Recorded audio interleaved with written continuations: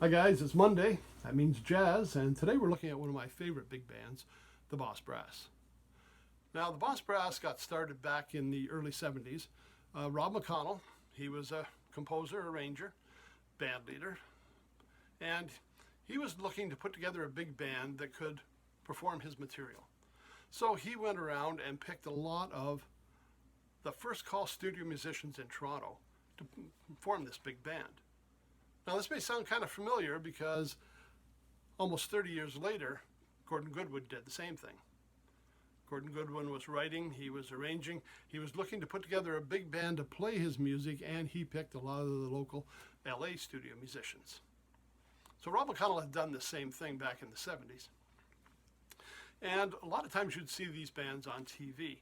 Now, remember, this is early 70s, and myself as a young trumpet player, we really didn't have a lot of exposure to big bands. Once in a while, we get a little snippet of the Tonight Show band when they were coming back from commercial, or if they happened to have a guest that was a musical guest, sometimes they would feature the band. Saturday nights, we'd get Lawrence Welk. New Year's Eve, it'd be Guy Lombardo's big band. And then came along a couple of shows in the early 70s on CBC. One was called In the Mood, and the other was called Bandwagon. Now, they were basically the same format. The only difference in the shows was who was actually hosting the program. But they were both led by Guido Basso and his orchestra, which coincidentally was made up of a lot of the Boss Brass players. So this was a great opportunity to hear these bands every week. And then mid-70s, we had another show came along called Everything Goes that was hosted by Norm Crosby, a comedian from the U.S., Catherine McKinnon, a Canadian singer, and again, a lot of the same players, only this time the band was led by Moe Koffman. Now, you may recognize the name Moe Koffman.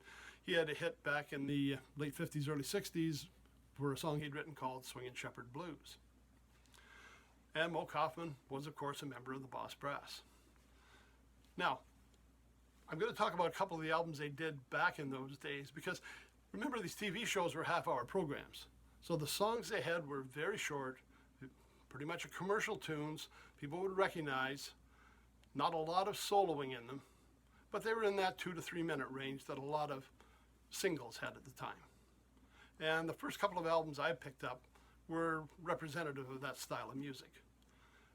Just before I get to those, Guido Basso was not only the leader of that band, he was also a continual member of the Boss Brass. I did find in my collection one of Guido's own solo albums, It's Happening with Guido Basso. And I'm going to say this came out probably late 60s in that area. Now, again, very short songs, very commercial, not a lot of soloing. For the time it came out and the era it was probably a pretty good album, a pretty good representative of what people were listening to at those days. Listening to it now, it's not quite as satisfying for players. We're looking for something more.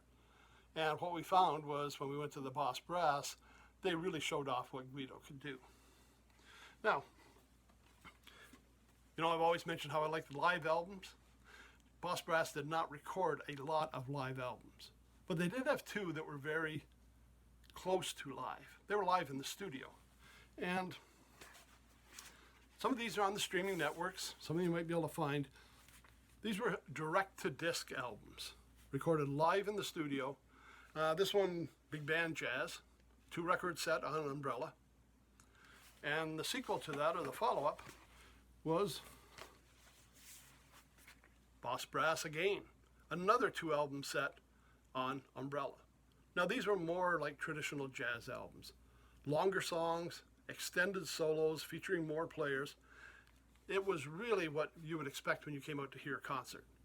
And again, here's 2 direct-to-disc, almost like live albums. So if you get a chance, check those out. The 2 I want to talk about today are 2 that represent what was going on in the early 70s. And this is when those TV shows were on and the first exposure I had to the Boss Brass. And the first time I saw them was probably early 70s. They were playing at Queen's University for an event, and they were doing a lot of the songs off this album. So they were still in live performances doing these short songs, limited soloing. First one, and again, it's one of my favorites, picked it up in 1972, was called Boss Brass 4. And just to give you an idea of the who's playing on this. Well, a lot of these players stayed with the band forever. You got Terry Clark on drums, Mo Kaufman on saxophone, Jerry Toth, Eugene Amaro, Rick Wilkins all on saxophone, Arnie Tchaikovsky lead trumpet, Guido Basso, Sam Noto, Bob Livingston on trombone, Ron Hughes on trombone, Ed Bickert guitar. This one doesn't have it, but Jimmy Dale was a standard on piano as well. The kind of songs he was playing here. Again, very commercial. We've got I'll Be Your Baby Tonight by Bob Dylan, Monday Morning Choo Choo by a band called the Stampeders, Morning, Noon, and Nighttime Too, Hurting Each Other. He's got one called Canadian Pie, and really what it is, if you took the first eight notes from the chorus of Don McLean's American Pie, he turned those 8 notes into a whole song of his own. He didn't try to disguise it much by calling it a Canadian Pie, but anyways, that's on here. We got You Got a Friend by Carole King, Never Been to Spain by Hoyt Axton. A lot of very commercial songs, and most of them run, I'm saying 2 minutes. Probably the longest I'm looking at here is about 2:59 for Herbie Hancock's Dolphin Dance. But it was what they were doing at the time. It's a very accessible album for people because it's a lot of popular tunes, and it's, like I say, timed out for songs that were popular at the time for radio play. The second album was one of those rare occasions when the band did record live. And it's Boss Brass, Best Damn Band in the Land. Recorded in Toronto. This was recorded at the Sabran Club. Sabran Tavern called in Toronto. And again, a lot of popular tunes on here. I Can See Clearly Now, The Entertainer, Send a Little Love My Way, You Are the Sunshine of My Life, Alexander's Ragtime Band, and pretty much the same backup band that he has in there. Now these 2 albums kind of represent what this band was doing in their infancy stage. When they first started coming out, they were first starting to get exposure. They were doing the short, popular tunes, and as they got more established, that's when we see them stretching out. They did another album called the Jazz Album, which again featured longer songs, more extended solos. Anyways, if you get a chance to check them out, it's an excellent band, some excellent players. Of course, Rob McConnell's passed away now, so the band is no longer going, but for the years they were out there, they were a premier big band. So, Boss Brass 4, Best Damn Band in the Land, and if you get a chance, check out those direct-to-disc, the Boss Brass and the Boss Brass Again. Anyways, have a great week. I guess it's Monday today. Great week. We'll see you on Wednesday when we'll be looking at classic rock. And Friday this week, we're looking at something a little different from what we've done before. We're going to be doing a look at some classical music. So hope to see you then. Everybody stay home, stay safe.